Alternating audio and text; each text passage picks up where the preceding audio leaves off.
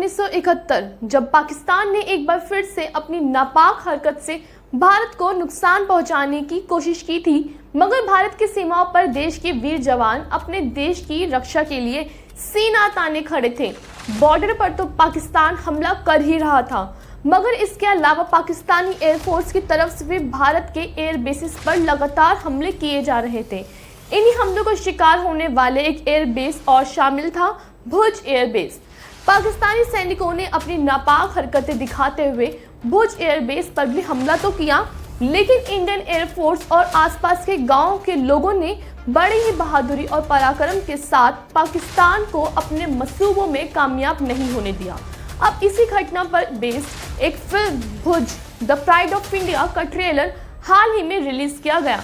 जैसे ही trailer release हुआ वैसे ही सबके मन में एक सीन सामने आया। साल 1997 में आई फिल्म बॉर्डर का लास्ट सीन।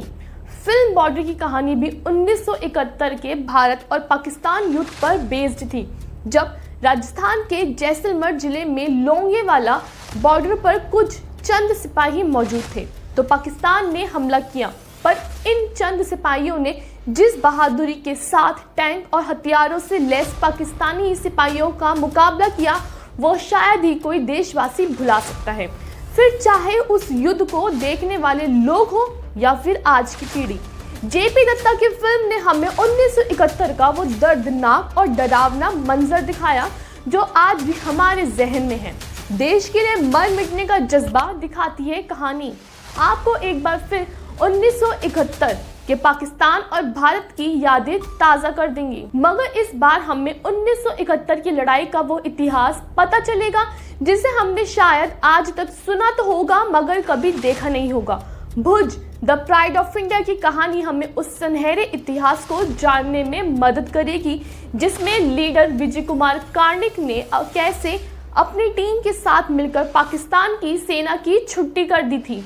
आपको बता दें, लीडर विजय कुमार कार्णिक उस समय भुज के एयरबेस के इंचार्ज हुआ करते थे। जब पाकिस्तान ने अचानक हमला किया तो भुज का पूरा एयरबेस तबाह हो गया, मगर विजय कुमार कार्णिक ने भुज की करीब 300 महिलाओं की मदद से एयरबेस की मरम्मत का काम रातों रात कर डाला।